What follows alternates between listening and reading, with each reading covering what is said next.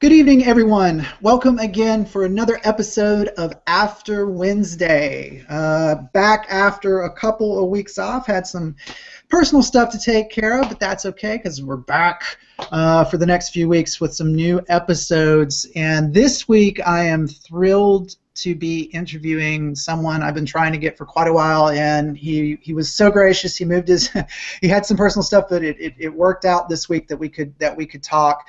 Tonight I'm talking to artist, writer, creator Matt Sheean. How are you doing tonight, Matt? Doing well. Yeah, I had my wife hold off on the delivery. I'm just kidding. Well, I really appreciate you taking time out to do this. I'm going to jump right into it. I was looking over your Tumbler page, which I'm going to pull up for everyone to take a look at. Okay. And many of your posts center on the elements of a good story.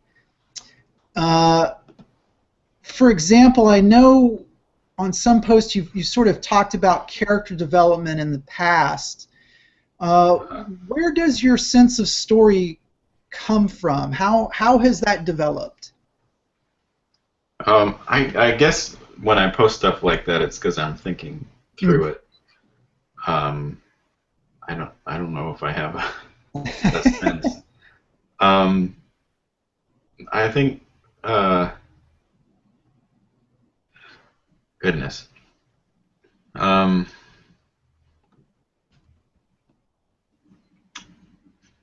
Well, I guess I could. I mean, there's certain things I like to see in a story. I like it all to make sense, even if it just makes its own kind of sense, and not. Right.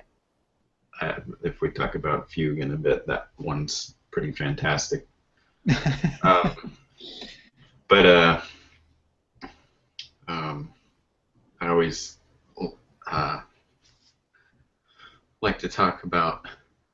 I don't know. My favorite movie, like story-wise, is RoboCop. Such a good structure. Yeah. Like, and Sergio Leone too. As far as storytelling goes, he's probably at the top of my canon, because every scene, and say, like, if you take the good, the bad, and the ugly, or something like that, every scene is a little story. Mm-hmm. One of my favorite scenes is at the beginning of Duck You Sucker, where gosh, what's the actor's name? He plays this kind of fellow who seems kind of dopey, but he does all these little things that sets up his character. Like, it opens with him peeing on a anthill, and so and when he's introduced to the other characters, he seems kind of incompetent and bumbling. But the first image of him that you see is him doing, messing with these ants. So it right away it gives you the sense that there's a little more to him. He's a little sadistic. Yeah. And so what am I saying? Well, I think you're talking about influences and sort of things that shape your sense of story, and I think it's interesting because you do talk about film on your blog a lot, but I'm also more interested in that you touch on literature, or at least you repost about other people talking about literature. What sort of, what was literature a huge influence for you when you were younger? I did read more when I was younger. I'm worse at it now. I blame the internet. But no, let's see. I mean, I read Moby Dick when I was in junior high or something like that. And it always bugs me when people talk about things that they read or decisions that they came to when they were like 12 or something like that, because it's hardly relevant to where you're at later in life. But generally, it's not, I think. But yeah, and my dad was a Star Trek fan, so we grew up watching a lot of that. And Star Trek, I mean, I probably have to attribute it mostly to Star Trek. Star Trek's got this real kind of sense of literacy to it, you know, that they like to. I think the most sort of heavy-handed stuff are in the second, you know, in the Wrath of Khan, all the allusions to Moby Dick, and then in the Undiscovered Country, all the allusions to Shakespeare. But that can be kind of gimmicky, but. Now, when you say Star Trek, do you mean the original '60s show, or were you a New Generation person or Next Generation person, or? Well, we watched the original show. Uh-huh. I think it took my dad a little while to come around to the Next Generation because he grew up watching the original show, and then he was kind of. I remember him being like, "That's dumb," you know, when the new one came out, and we all watched it later. I think after it came out on DVD. Is when I really watched the Next Generation through, and so I like that one. And then later on, I watched, you know, Deep Space Nine and Voyager. I can skip that, and Enterprise isn't so great, but yeah, I liked those three: the original series, the Next Generation, and Deep Space Nine. But sorry. No. I have up on the screen one of your posts. You've tagged it Turing tests, and it talks about the Star Trek episode, The Apple. And I think this is an interesting example too. I wanted to ask you about. It seems that you work your way through. You see a story that sort of grabs you, and you feel compelled to sort of almost in a sort of self-reflective journal type of writing on your Tumblr to sort of map out sort of mini arguments for yourself.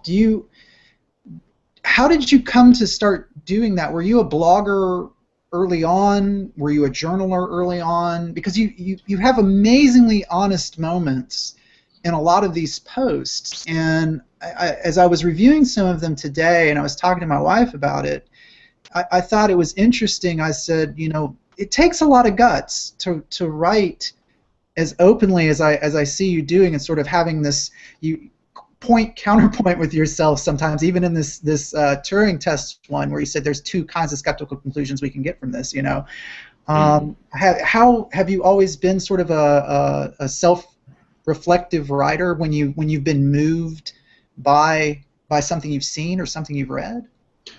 Yeah, probably. Oh, well. I don't want to say yeah, maybe not. I don't know. Mostly, it can be a detriment. I think I probably think too much about things, but so when it comes to actually making something, it takes me a long time to get it to a place where I'm happy with it. Where I feel like it's kind of, I guess. I wish I was like some people where they just seem to express whatever they're sort of feeling in this pure sort of way. But maybe these other people that I assume are this way aren't really that way. But yeah, it might just be a stereotype of an artist that I have in my head that I'd like to be. But yeah, I mean. Generally, I like to think about whatever I'm watching. I guess I never really thought of it as being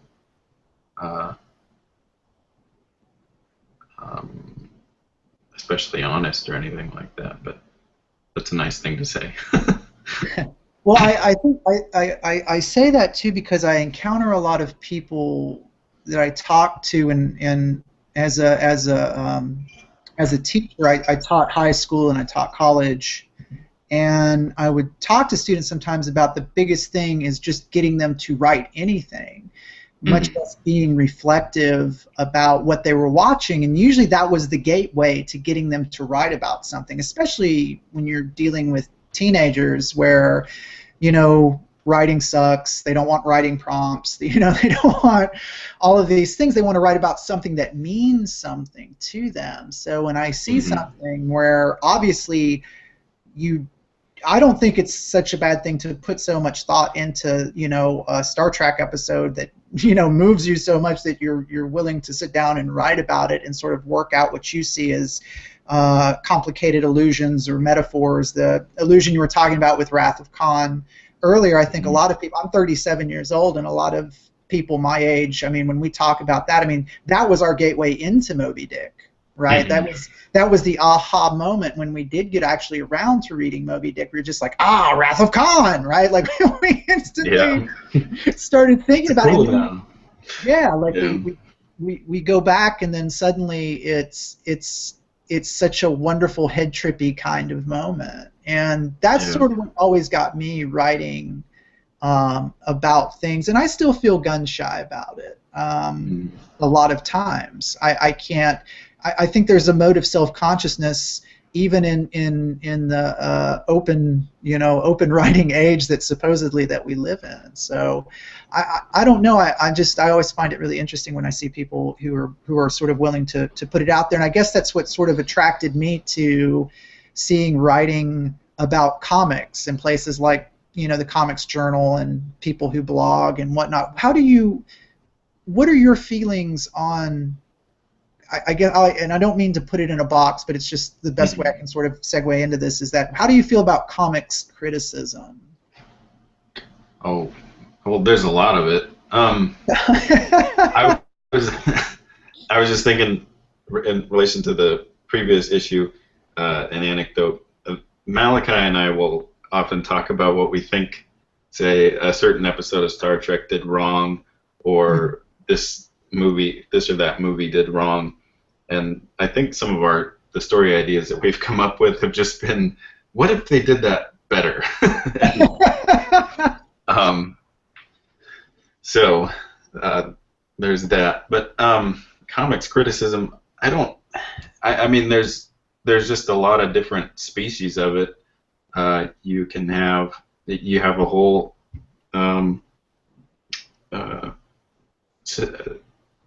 class of it that is devoted to formal concerns. I think somebody like Charles Hatfield is sort of a paradigmatic example of that. There's a French guy whose name I can't pronounce who wrote The System of Comics. Another, I won't try to pronounce it either, but the book is The System of Comics. And then there's a whole other set of it that's going to be more connected to critical theory, and that's going to be like, I guess, just a ready example of that is, say, like a feminist reading of a certain comic. Well, I think there was a post you had recently on your Tumblr, and I read it as a viewpoint on why you choose to be an artist and sort of not take on projects at larger publishing houses. You use this metaphor about bubblegum and art. And am I just crazy, or could you expand on that a little bit? By the way, I love the They Live little meme you put on it to sort of, it seemed to sort of almost emphasize a point to me. Is that how you sort of, what were you addressing with that exactly? Oh, so that's oh gosh, that didn't really have anything to do with art, I think. That was Roddy Piper. If Roddy Piper, so there's something that you can know about Roddy Piper, and that's if he has bubble gum, he has bubble gum or he's kicking ass. Right. If he's out of bubble gum, then he's going to be kicking ass. And I was trying to be coy and not because I love my mother and don't want to offend her. So I try to keep it clean, Well, see, that's great, because that's my instance of overanalyzing things, right? So that was more philosophy. So it's only actually that had to do with the kind of the nature of evil, I guess. if something so like blindness is an evil of the eye because under normal conditions or ideal conditions, eyes are for seeing. So it only makes sense to talk of something as being without something if it would normally have it. I guess that was a really kind of silly way to illustrate a metaphysical issue. No, not at all. In fact, in sticking with sort of these ideas about metaphysical issues. Well, before we get into that, I just have to ask real quick. Then, do you like Carpenter's films? Some of them. Yeah. Well, They Live is great, and then The Thing, and I like the one that with Sam Neill. That's the In the Mouth of Madness. Yes, yeah. I like that one. I haven't seen Assault on Precinct 13. I think that's the only one of his that I haven't seen. But otherwise, I don't know. He's real hit and miss. Yeah. He's got some real great movies, but he's also. But he's a guy you can really set up a scene, you know. The staging and everything is really even in his bad movies. Talking about the metaphysical, I was rereading Expansion and your work on Prophet, and now Fugue, which I'm going to bring up here in just a second for everyone to take a gander at. Your work seems to have a lot of allusions to religion or versions of faith of some kind, or these metaphysical sort of questions that we were just sort of briefly touching on, and how those seem to go wrong sometimes. What is it about these issues or what is it about religion or faith or even myth really that's so appealing to you? I guess it's a well, let's see. I want to figure out how to talk about that, because with Expansion, now that's more the story is more Malachi's invention than mine, and I think that the religious group in there, the most important feature of them was that they were really rigorous pacifists. And their rigorism, their extremism in that respect caused some problems for them later on in the story. And then the other group was more secularist in their outlook, and so there were sort of some problems there too.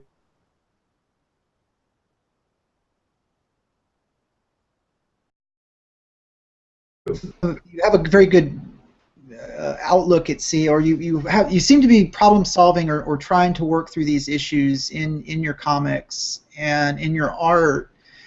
What type of comics or art influenced you in this sort of thinking, or was there really that? I mean, well, yes, it's certainly C.S. Lewis growing up, but there's other writers that I've become more interested in lately, like William Blake. I mean, it might almost be cliche to say that you like William Blake, for an artist to say that, but I don't know. It seems like you can find a lot of people that like William Blake, but it's. Blake, I mean, are you talking about just the Songs of Innocence and Experience, or is it? Oh, he's got this whole kind of mythic world that he built. That's kind of, I think what I like about it is that it's really difficult to interpret, so it almost kind of acts like a Rorschach test, you know. Do you believe that there was a lot of? I remember when we used to debate about it in school about whether Blake had visions or was just a madman or was just a genius of invention when he talked about such images as a fiery angel on a tree outside of his window. What do you interpret Blake as sort of prophet or genius or madman, or how do you view him when you do read him? Oh, well, I'm skeptical of. I mean, I guess the historical information is important, but okay, so if you go and you read any of his poems and you think, "Wow, is this guy crazy?" And then it seems like you're taking something from outside the poem into it. Uh-huh. You're trying to figure out whether or not the poem is evidence of this other thing. Was Blake crazy or was Blake prophetic? Mm-hmm. And that seems to me to be the wrong way to read it. Mm-hmm. Because when you're reading the piece, you just want to know what's in it, Right. not whether or not it's evidence of some theory you have about Blake as a historical individual. I don't know. I guess that's what I'd say about that. Oh, I'm sorry. Go ahead. Oh, but he seems to me to have some pretty coherent things to say about his time, and I mean, if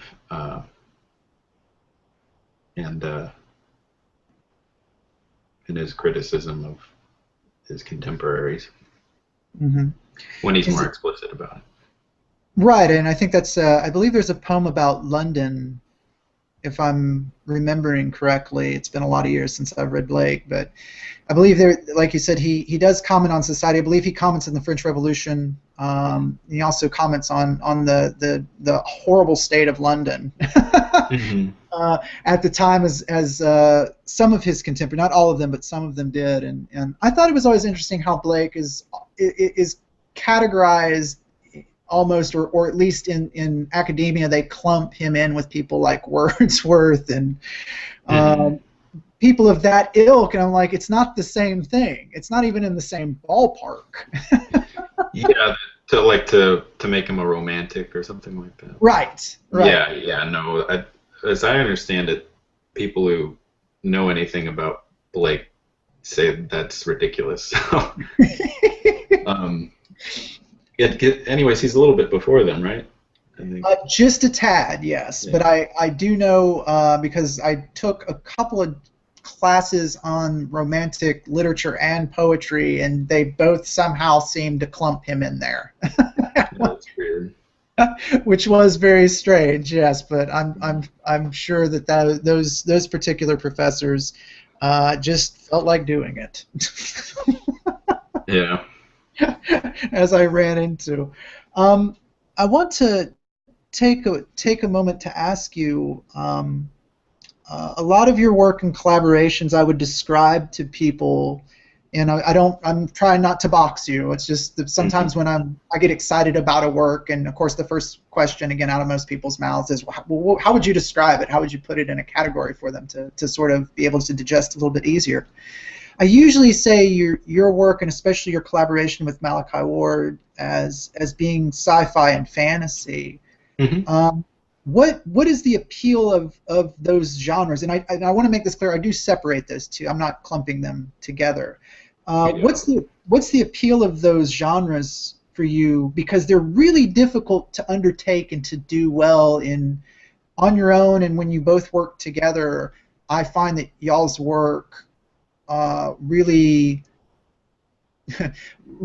does justice to both of those genres. Well, that's nice. Yeah,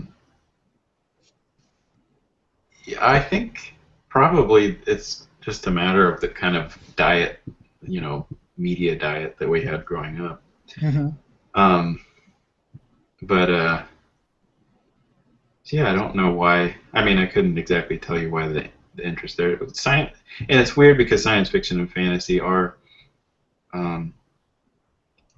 really different in some respects, where I think it's hard to actually marry them. Like if you were going to write a really good science fiction story, you'd want it to be very plausible, and Mm-hmm.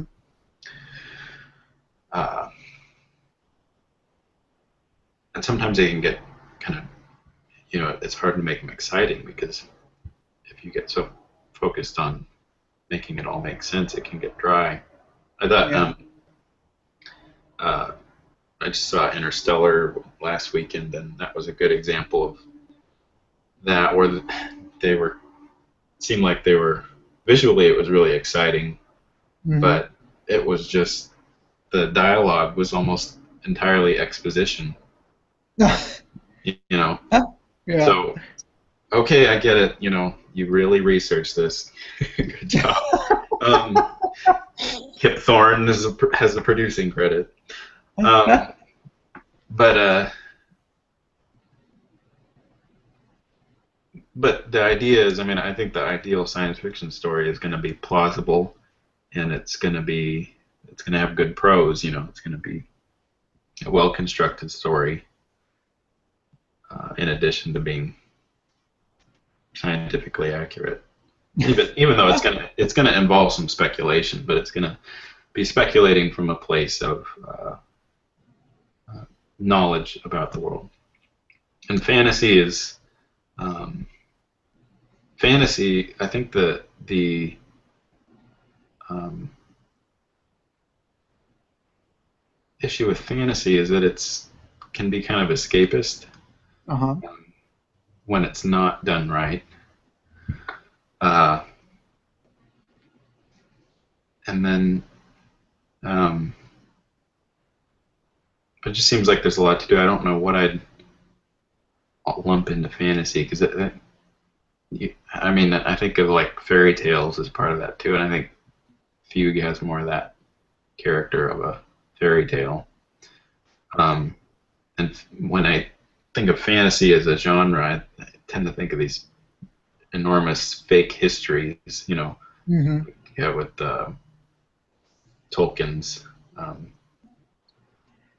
Middle Earth, or um, George Martin's Westeros.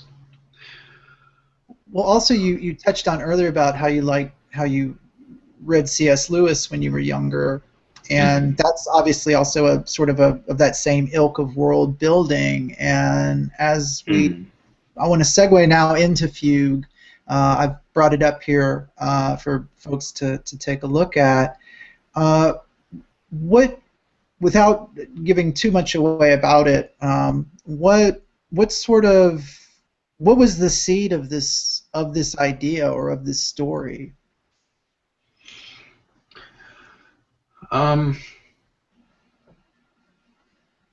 hmm. I was talking to my brother about it, and actually, before it was this, it was like a weird superhero kind of story with kind of like Stardust, the old Fletcher Yeah, Hanks yeah. comic. Because I that comic's so weird that I just wanted to do something in that vein. Just Fletcher Hanks is so weird, Yeah. and I like the kind of like he never has much of a story to anything, but I just like the weird, unfiltered nature of those stories. Like the Stardust, the way he dispatches all the bad guys, is always so awful. And but it's like, I mean, and maybe it'd be impossible to make something just like that, because you'd have to have a screw loose or something. Right. Um, Yeah. but and apparently Fletcher Hanks was not exactly the great guy. Yeah. But so they're it's just the way they wrap up. It's so brutal. I liked I like that aspect of it, that it not that it was brutal, but that it was sort of, it's just like not filtered. I don't know how else to put that. Mhm. Um, but then I think the superhero character kind of became the sort of demigod that's in this story. Yeah. And the so that was kind of the evolution of it. It just started to make more sense as a kind of fairy tale. What was the role? What was the role of music? Because it has a very, I think, I think it's quite integral to the story. And even here on this opening page, we have some doobie doo going on. And I'm curious how you feel. That does music influence your art? Yeah. Well, people that have the latest printing of the book will note that they no longer say doobie doo. Oh, okay. But so the music is in a certain sense, when you look at the history of music, make grand statements now about the history of music. So I think especially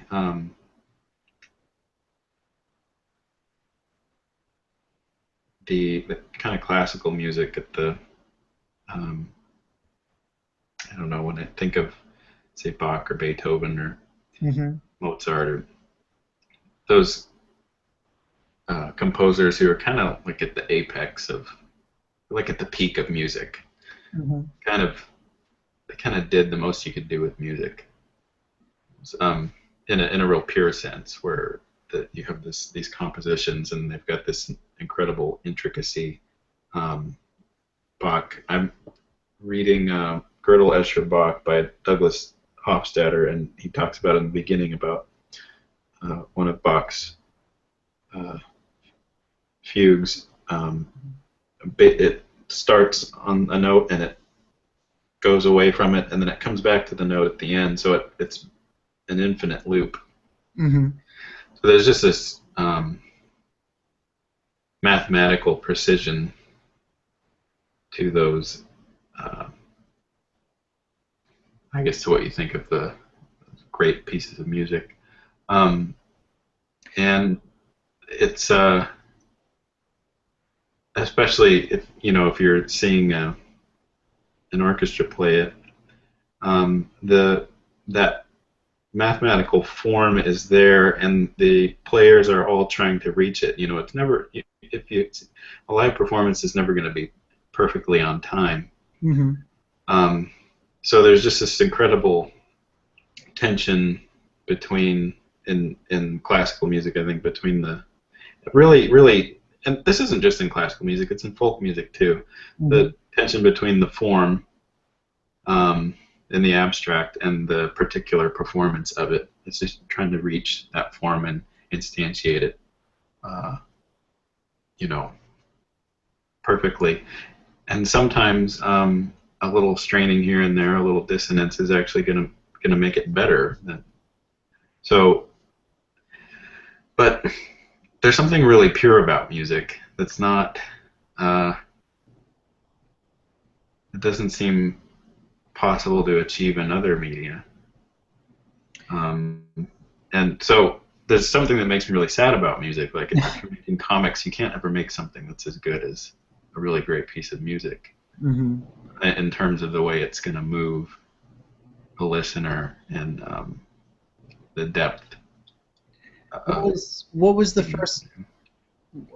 first great piece of music that moved you when you were actually cognizant of or beginning to make differentiation between sort of what you like and what you didn't like? What was that first piece that sort of tugged you in this way? Movie soundtracks. I think probably. I mean, I have fond memories of Jerry Goldsmith's score for the first Star Trek movie. Yes. Using the Enterprise, and that score is pretty amazing. But yeah, I mean, movie scores, and then later on, I try to listen to. I'm pretty bad with music, as with most things. I've tried to discipline myself more to listen to a whole um, like a whole symphony or something like that. So was that? Did you ever entertain the idea of being a composer musically? I mean, was that ever something that came around at some point in your life? No. I think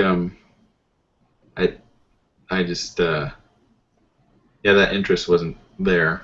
Yeah. I play a little guitar, but play the guitar a little bit. Do you find yourself working out, even plucking around or playing a little bit? Do you ever try to coordinate those two worlds? Like, does it help you plucking around on guitar sort of work out maybe something on the page or a beat or things of that nature? Oh, well, what's funny with this story, actually, I would send my brother pages or sketches, and my brother writes, he does more like electronic music, but so he would send me back little pieces of music. And that's one of the things I did while I was working on this comic. How long was this comic sort of gestating, and how long did it take to go from that nugget of idea to sort of this now finished product that you're able to give to people? I think it only took me about 2 weeks to draw it. Mm-hmm. But I was kind of chatting with my brother about it a few months before that. So, I don't know, 4 or 5 months. Yeah. And then, What how did you come? I want to ask this question too, because I was personally thrilled when I was reading Prophet to see you and Malachi Ward show up in it. How did you come to be part of this humongous? What I have told people is probably the best rotating crew of science fiction writers and fantasy artists going on this really strange, wonderful mashup teamwork series of stories that no one's reading. How did you guys come to that project, or how did you come to that project? I think Brandon read Expansion, Mm-hmm. and then our contact information was in the book. So, and then I think Malachi had been talking to Simon, Mm-hmm. or they had some interaction online. Yeah. So they're kind of aware of us, and then Brandon, I think he sent us a direct message. I remember getting a message on Twitter or something like that. I'm like, what? And so that was really fun, and I think, gosh, I don't know if I think last month, maybe like last week or 2 weeks ago, the second issue of Strike File came out, and it has a I believe. story that Simon wrote, and Malachi and I drew it.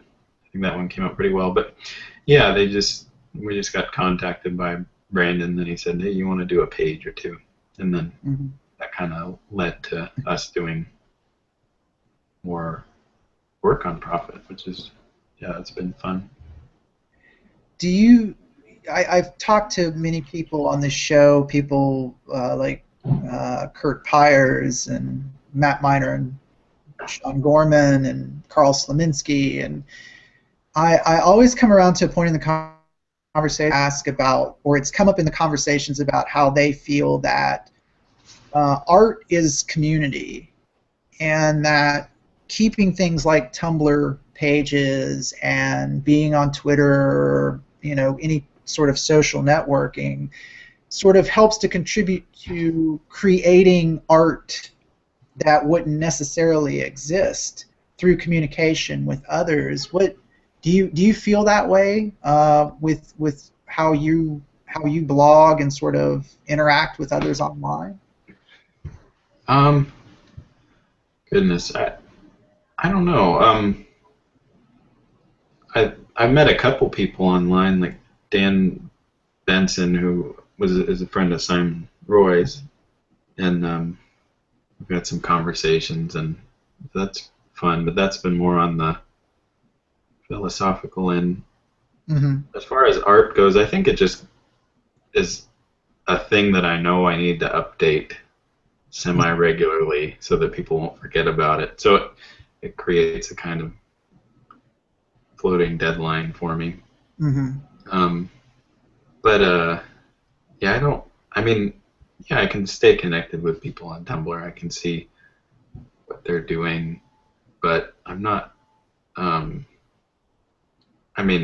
What's important to me as far as working goes is every once in a while. I hang out with Malachi, I think, more than anybody. But there's another guy, Jed McGowan, who lives down here, and every once in a while we get together and talk. And the three of us, sometimes another person is there, but for a while we've all been meeting at this little breakfast place down by Griffith Park. Well, we haven't met there in a long time, and I'm having withdrawals. But and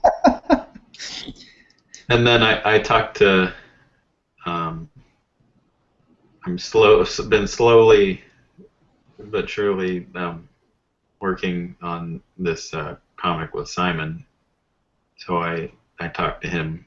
I just chat with him on Google Chats, and I don't know. That's where I feel energized, and I don't know if I get that from this kind of big abstract online community.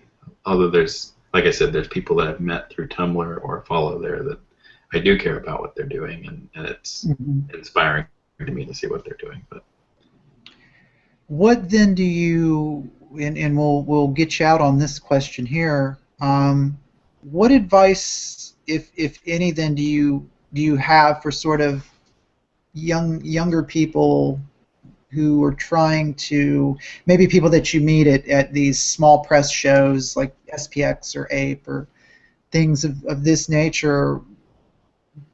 What kind of advice would you have for them if they ask you a question about, they want to create comic art, or they just want to create their own comics and not sort of be beholden to more established characters or more established sort of genres?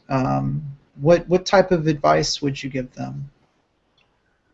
I don't know if I'm qualified to give advice after not that much comics yet, but probably that you're probably going to work for a while without anybody caring what you're doing, and you have to keep working. And that you need to hang out with people that are better than you. I think, Malachi is a really talented dude, and I do remember thinking when I first met him, oh, this guy's really good. So you need to be friends with this person. So, yeah. I think that's probably people that'll put up with you who are at least a little better than you, because otherwise you don't want to surround yourself with. I think it's bad to get in a position where, I don't know. Sometimes maybe this is a bad thing to say. Sometimes I see things at conventions, and people are selling. I'm like, oh, nobody told you not to put that out there, did they? Trust me, everyone feels that way at some point. Yeah. And I don't think there's anything wrong with that. And to going back to what you were saying, I think I would sort of piggyback on that comment and say that I think we all need someone that inspires us. And sort of pushes us forward, whether they know that or not. It makes us sort of produce stronger work, or motivates us to want to do stronger work, so that we're not that person at the convention who's putting that thing out that people say that about. Is that fair? Yeah. Well, and then when I go to conventions with Malachi, I have to sit next to him, so I have to. My work is next to his. So the game's got to be good. Well, you shouldn't be too down. Your work's not too damn shabby, so you're doing pretty good. I was just trying to get a compliment there. Oh, okay. Well, I'm just kidding. No, I wasn't. Yeah. Well, I thank you so much for joining me tonight. Can you hang out a second while I wrap up? Yeah. Okay, great. Thank you, everybody, for tuning in tonight for my conversation with Matt Sheean. And thanks for just tuning in general this week. Please feel free to share the show via Google+, Facebook, Twitter, or YouTube. Every show, once we're done with the live broadcast, immediately uploads to my YouTube page, which I provide links on all the social media networks for. And, of course, for my guests, I always send out a link, too, so that they can share that as they see appropriate. If you want to talk to me on Twitter or touch base about the show, you can contact me. I am at JLDPROD2002. If you would like to talk more or contact Matt Sheean, he is at Matt_Sheean. Is that correct? Mm-hmm. Okay. I think so. Okay, great. And, of course, you can go over and look at his Tumblr blog. Also, you are still running the Etsy store. You're still selling out of Etsy. Is that correct? Yeah, so you can get the comics there, or there should be some at Secret Headquarters next week here in LA, and then at the Comic Arts LA thing, Malachi has a table, and I'm gonna throw some at him, sneak some in his comics rack or something like that. Well, everybody, make sure you go out, get a copy of Fugue. Get Expansion, get Prophet, get all of Matt's work. It's absolutely fantastic. I am always, when I sit down and I reread it, time and time again, and I share it with people, and I get them hooked on it as well. So again, thank you to my guest, Matt Sheean, and thank you all for tuning in. And please, everybody, be safe.